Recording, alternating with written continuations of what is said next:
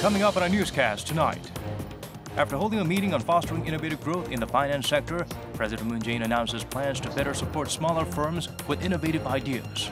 They will receive higher credit ratings and will be listed on the nation's benchmark index more easily. Former UN Chief Ban Kimoon is chosen to lead a new government organization dedicated to tackling fine dust pollution. Han highlights the importance of scientifically identifying the sources and devising targeted solutions. March 21st is International Day for the Elimination of Racial Discrimination. The UN emphasizes the need to counter growing sentiments of nationalist populism and extreme supremacist ideologies. News Center begins now.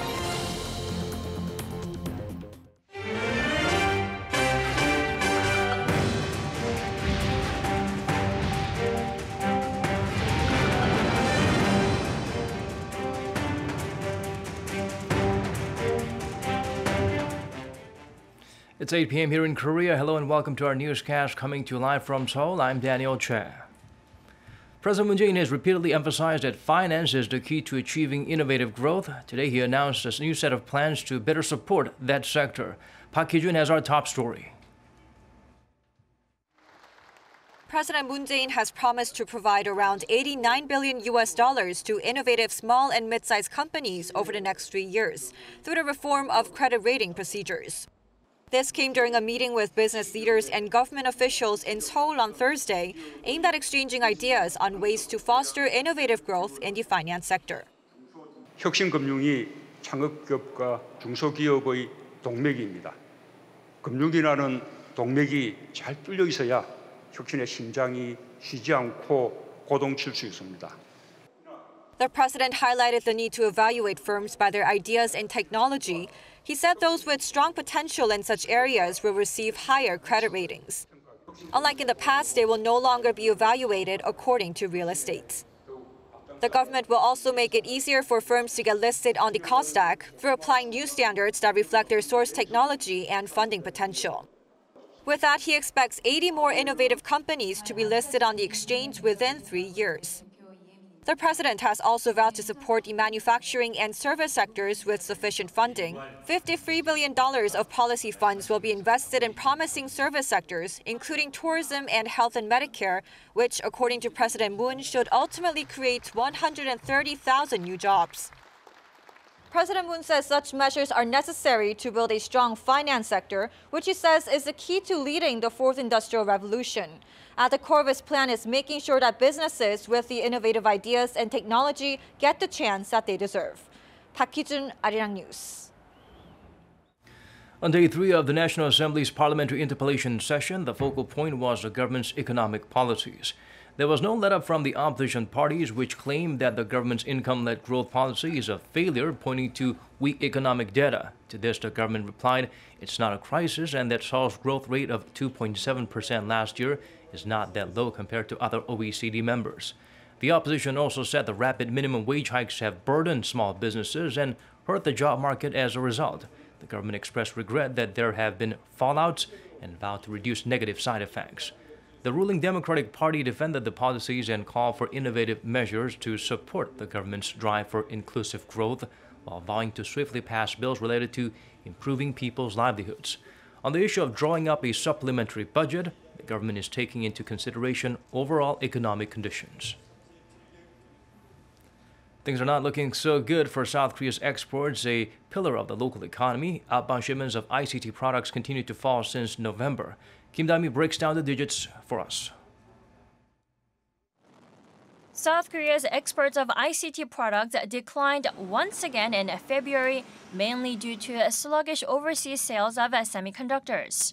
According to the data by the Ministry of Trade, Industry and Energy, a total of $12.7 billion worth of ICT products were exported overseas last month, down 19% from a year earlier. This is the 4th month in a row that ICT exports have fallen.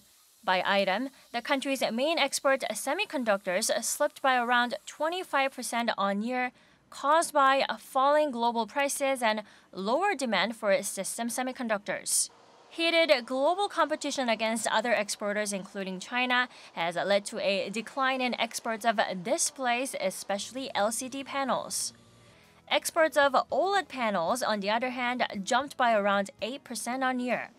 Although overseas sales of mobile handsets and related parts plunged by around 13% last month, exports of finished mobile phones increased thanks to premium phones released early this year. By region, ICT exports to China, including Hong Kong, dropped around 30%, whereas sales to the U.S. increased by 21%. Kim Da-mi, Arirang News.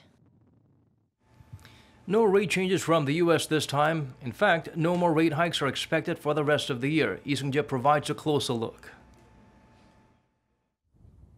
Following its two-day meeting, the Federal Open Market Committee announced Wednesday that it has left its benchmark interest rate unchanged at the target range of 2.25% to 2.5%.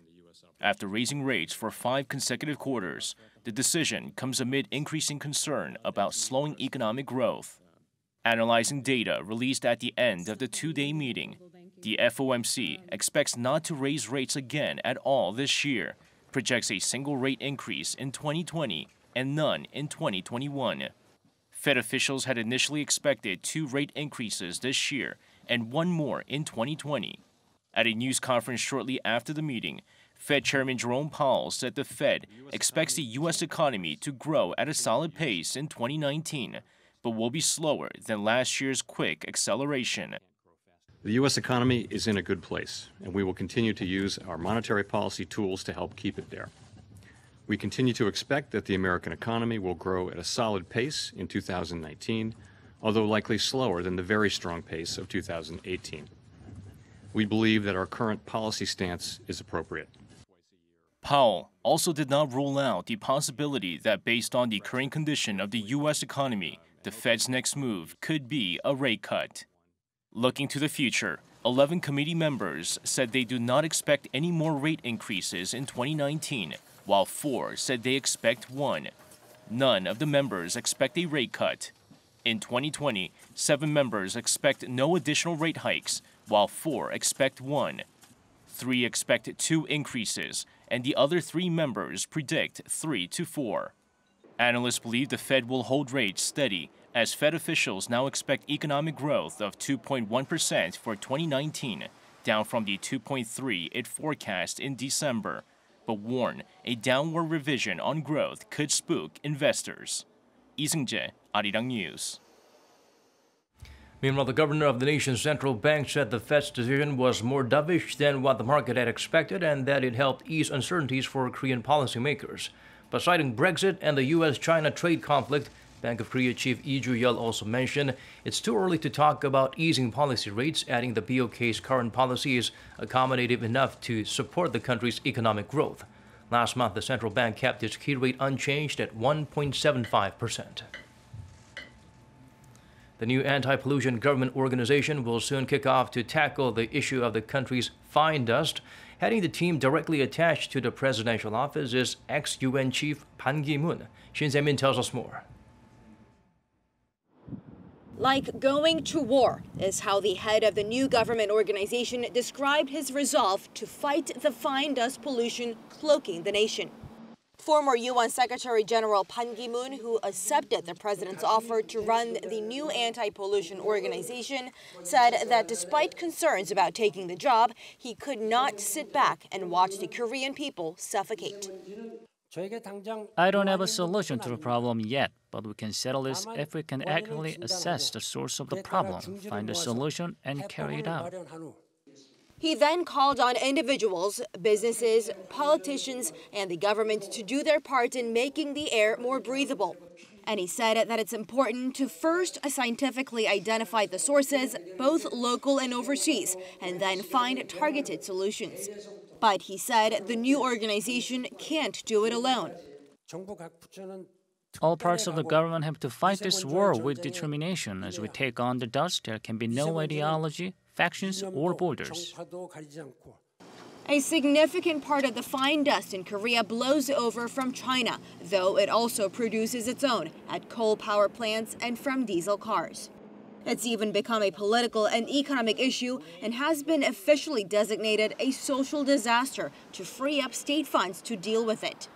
And a local economic think tank has found that fine dust cost the nation some $3.7 billion last year, taking up 0.2% of the country's GDP.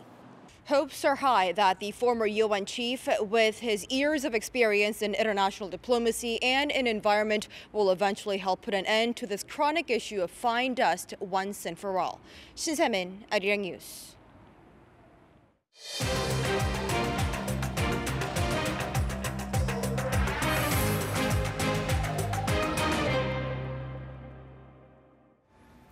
Washington's top envoy to Seoul believes the allies are united on their final objective of dismantling Pyongyang's nuclear weapons program. The ambassador laid out a positive evaluation of the current situation on the peninsula. Kimoon shares with us his remarks. South Korea and the U.S. are, quote, in lockstep of how they view the denuclearization of North Korea, and the leaders agree on the end state of it. That's what U.S. Ambassador to South Korea Harry Harris stressed while speaking at an event in California on Wednesday. He's been on a tour around several U.S. states with South Korea's ambassador to Washington, Cho Yoon-jae. Recalling the past few years before things began to thaw on the Korean peninsula, Harris pointed out that relations today have improved significantly. He said he could never imagine the leaders of North Korea and the U.S. meeting each other. While some have raised concerns on the Hanoi summit fallout, the U.S. envoy reaffirmed that President Trump opts not to rush on denuclearization. He stressed the Korean peninsula has been under an armistice status for decades, while peace talks only began last year. But at the same time, he remained upbeat about the progress made since the Singapore summit, saying things are moving at a rapid rate to transform Pyongyang-Washington relations. Seoul's ambassador to Washington, Cho Yoon-jae, added that though the U.S. and South Korea might have differing perspectives on North Korean issues, cooperation between the two sides has never been this strong. When asked to evaluate the Hanoi summit, Cho said that substantial progress was definitely made, adding that he is neither too optimistic nor pessimistic about the future. Kim Mo-gyun, Arirang News. The National Security Council reviewed the progress in implementing inter-Korean military agreements as well as other cooperation projects. At a meeting chaired by Presidential Security Advisor Jong-un, officials agreed to continue efforts to establish lasting peace on the peninsula through better cross-border relations and complete denuclearization. According to the top office, they also agreed to push ahead with follow-up plans to make sure that what President Moon achieved in terms of his new southern policy through the three-nation tour of ASEAN nations leads to growth in the Korean economy. Seoul will spend over $4 million on projects related to families separated by the Korean War. The Unification Ministry passed a bill to spend $2.7 million for inter-Korean video reunions. The money will go to renovating facilities in South Korea and buy necessary equipment like monitors and camcorders for the North. The government will also spend $1.4 million to conduct DNA tests of separated families to serve as records of first-generation war-torn families who are in their twilight years but haven't met their loved ones yet. What the U.S. asked for from North Korea at the Hanoi summit was not a dismantlement of its WMD and missile programs, but a freeze. Seoul's top diplomat reaffirmed this at a session of the Parliamentary Special Committee on Inter-Korean Economic Cooperation. This lines up with what her ministry submitted to Parliament earlier in the week when it said Washington was focused on defining denuclearization, freezing weapons of mass destruction, and missile programs, as well as developing an overall roadmap for this particular summit. Yesterday, investigators confirmed the 2017 earthquake in Pohang was not natural but man-made. Today, residents of the port city have pledged to sue the government. Cha Sang-mi zooms in on their response. It took over a year to find out that South Korea's second-largest earthquake on record that shook the port city of Pohang, some 370 kilometers southeast of Seoul, was not natural but man-made. Following revelations on Wednesday that the quake of magnitude 5.4 was triggered by excavations at a local geothermal power plant, local residents voiced their anger over great mental distress it had caused them. The mayor of Pohang, in a press briefing Thursday, cited the thousands of homes damaged and the dozens of people injured, as he called for a prompt response from the government. He said the city has suffered a decline in population, residents are living with trauma, and the city's brand image has been tarnished, none of which can be put to a dollar amount. Please, we ask you to act speedily to address the property damage and mental anguish sustained by our city's residents. We also urge you to completely shut down the geothermal plant and restore the site to its original state. One estimate put the damage at nearly $75 million. A Pohang civic group has already pledged to sue the government. We have already filed a lawsuit for damages from the Pohang earthquakes. We are suing as a group of 1,300 residents of Pohang, and I expect the number of litigants will dramatically increase starting today. Meanwhile, Professor Song Se-ryun says that the suit is still in its initial stage. They'll have to jump through several hoops to make it an actionable claim. We see this kind of actions from time to time whenever there is a claim that the either earthquake or accident has been caused by either neglect or lack of supervision from governmental agencies or responsible bodies. I think it's too early to say that this is an actionable claim or legally significant. He says that they will need to have a sufficient number of people who share the claim, but the most important thing is causality and the damage itself. But too much time has passed to investigate the damage now, so they might only be able to talk about their pain and suffering. Cha Sang-mi, Arirang News. March 21st is International Day for the Elimination of Racial Discrimination. For the recent shootings in New Zealand and the Netherlands, there are growing calls to put an end to extremist ideologies. Joong-young reports. The international community is calling for an end to all forms of hatred and discrimination, as the world mourns the victims who died from the recent shooting in New Zealand. The mass shooting at two mosques in Christchurch, New Zealand last Friday killed at least 50 people. Countries around the world have condemned the attack as an example of intolerance and rising Islamophobia. And on March 21, International Day for the Elimination of Racial Discrimination, we renew our promise to the world's people that we stand with the victims in their grief, in their demand for justice, and that we will struggle every day of every year against all forms of racism. The International Day for the Elimination of Racial Discrimination is observed annually on March 21st, marking the day that South African police opened fire and killed 69 people at a peaceful rally against apartheid laws. The United Nations this year has emphasised the need to mitigate and counter the growing sentiments of nationalist populism and extreme supremacist ideologies. On Thursday, Jae-in, head of South Korea's National Human Rights Commission, also took a stand against hatred and discrimination. She stressed that online and social media content, as well as media reports that could instigate extremist views, should not be left as they are. Chair added that the Commission has launched a special committee to address hatred and discrimination and will continue expanding efforts to root out such views and actions in Korean society. Joongyoung, Arirang News. Thus, former President Chun Doo-hwan in Seoul was finally auctioned for roughly $4.5 million after the bid failed 5 times. The transaction is expected to be finalized on Sunday once the buyer pays the price, but it could also be delayed as Chun has filed a lawsuit against the public auction itself. In 1997, the disgraced leader was sentenced to life imprisonment and a fine of almost $200 million for charges of treason and bribery. But he still hasn't paid about $90 million, almost 47% of the total amount. K-pop star Joon-young, who is embroiled in a sex scandal, is now waiting to learn whether his immediate future includes jail time. The Seoul Central District Court held a hearing to review whether the singer needs to be arrested for filming sexual acts with around 10 women he slept with and sharing them without their consent. The disgraced TV personality spoke to reporters outside the court this morning. First of all, I am deeply sorry. I have committed an unforgivable crime. I confess to all the accusations against me. A ruling on his arrest is expected late tonight or early Friday morning. The idol's lawyer has also been booked on charges of destroying evidence during a case involving his client back in 2016. Chung was sued for illegally filming his then-girlfriend's body. The police officer in charge of the 2016 case was also booked on dereliction of duty.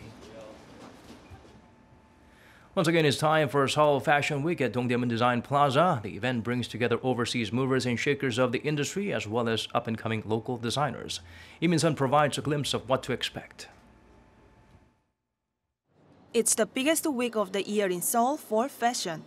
Seoul Fashion Week is in its 20th year. Designers, buyers, and reporters from all over the world are here to see the trends in store for next fall and winter. 95 collections in total from 33 Korean designer brands. This year's Seoul Fashion Week focuses on introducing emerging designers from Korea and giving them the chance to gain recognition from overseas. It opened by introducing 10 designers selected for their potential to compete globally. These designers were given the chance to present their works to not only overseas buyers, but also to the public for purchase. I tried to question the use of animal material, so I only used artificial materials for the show, like fake fur and eco-leather. I also tried to emphasize a Korean or Asian foundation in the design, such as in the volume or the material. Seoul itself, you have a very good assets, which is you have a very good creative and potential designers in Seoul. You also have a very good asset in terms of, everyone knows about Korean drama.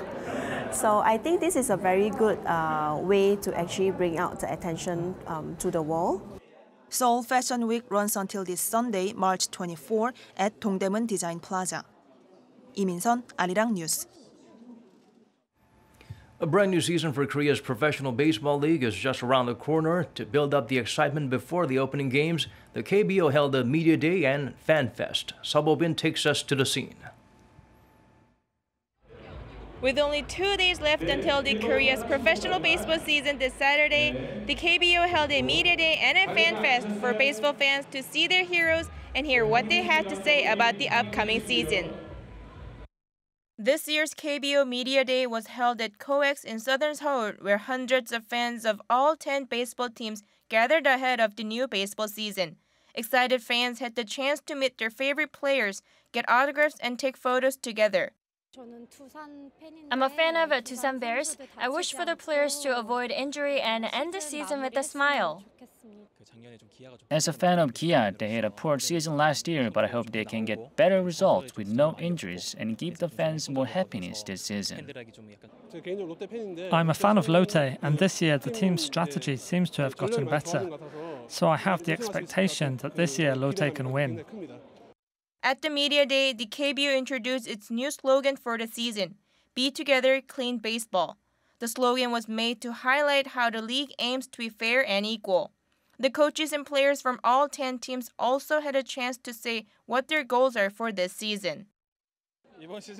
I hope my own baseball performances can be good, and even though I'm here instead of my teammate, I'm really glad to be at this event and get to meet all the fans before the season starts.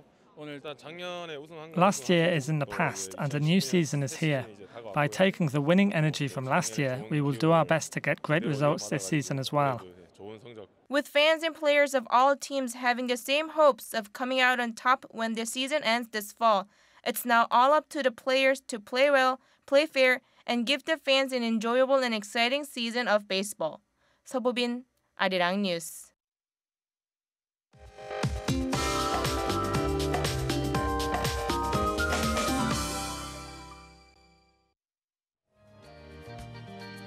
Hello, Michelle Park here with the latest weather update. A high-pressure front will bring bright sunny skies for Northeast Asian countries tomorrow.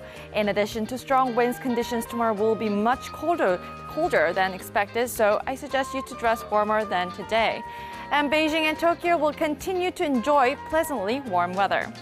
And some parts of the country are expected to kick off with freezing temperature readings, and the morning lows will be 3 degrees below the seasonal average. Seoul and Chuncheon are expected to wake up to sub-zero temperatures. Now there will be big jumps into the mercury. Seoul are expected to creep up to 9 degrees, while Busan and Jeju rises up to 14 and 9 degrees respectively. The sudden cool snap will prolong into the weekend with some chances of rain and some snow as well in the capital. And around Sunday afternoon, we should feel the weather become milder. And by next week, temperatures will recover to usual spring-like weather. So until then, stay warm. I'll leave you with the weather conditions around the world.